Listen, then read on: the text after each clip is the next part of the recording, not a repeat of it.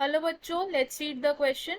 The question says label the parts of the following diagrams illustrating the catalytic cycle of an enzyme. तो इस question में हमें एक cycle दी है, वो साइकिल क्या डिस्क्राइब कर रही है? Catalytic cycle of an enzyme. हमें क्या करना है? हमें लेबलिंग करनी है पार्ट्स की, और वो पार्ट्स कौन कौन से हैं? ए, बी, सी, डी, ई और एफ. तो सबसे पहले क्या करेंगे, हम इस क्वेश्चन का की कॉन्सेप्ट समझ लेंगे. तो इस क्वेश्चन में हमारा की कॉन्सेप्ट होगा action of enzymes. Action of enzymes. सबसे पहले देखते हैं कि एंजाइम्स क्या होते हैं. एंजाइम्स वो प्रोटीनेशियस स्ट्रक्चर्स होते हैं जो एक रिएक्शन को कैटालाइज करते हैं. क्या करते हैं ये? Catalyse a reaction. अब ये रिएक्शन को कैटालाइज करते हैं, यानी कि उस रिएक्शन की स्पीड को इंक्रीज कर सकते हैं. तो हम इसको लिख सकते हैं स्पीड अप अ रिएक्शन. अब ये रिएक्शन को स्पीड अप कैसे कर रहे हैं? उसकी एक्टिवेशन एनर्जी को लो करके, bye lowering the activation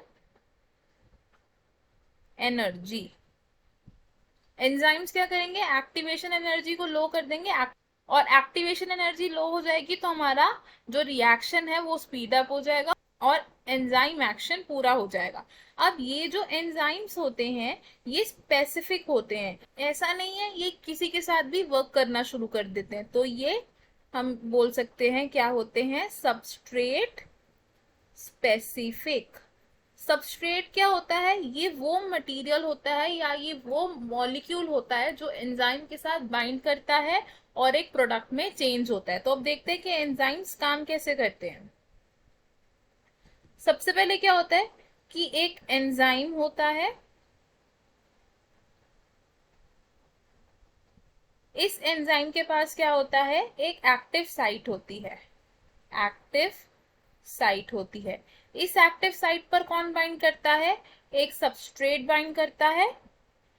substrate binds.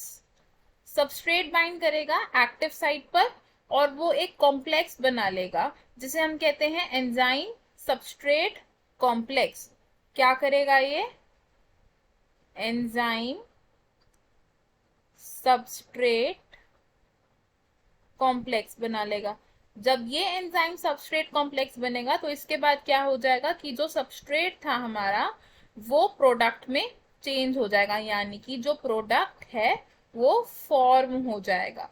अब साइकिल देखते हैं कि क्या चल रही है. सबसे पहले ए लेबल्ड स्ट्रक्चर, ये क्या है? ये हमारा एंजाइम है. तो ए ब्लैंक में क्या आएगा? एंजाइम. अब ये जो हम स्ट्रक्चर देख रहे हैं, स्पेशल स्ट्रक्चर, ये शेप का, इसे हम क्या कहते हैं? ये वो साइट है जहां पर सबस्ट्रेट बाइंड करता है.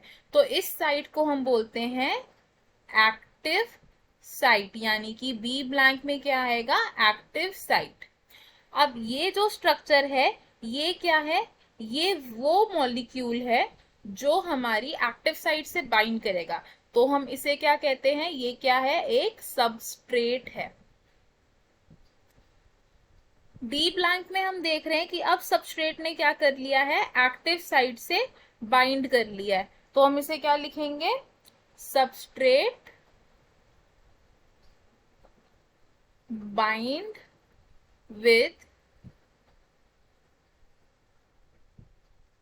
Active site. अब जब एक्टिव साइट के साथ सबस्ट्रेट बाइंड कर लेता है तो क्या फॉर्म होता है? एक टेम्पररी एंजाइम सबस्ट्रेट कॉम्प्लेक्स. तो हम इसे लिखेंगे एंजाइम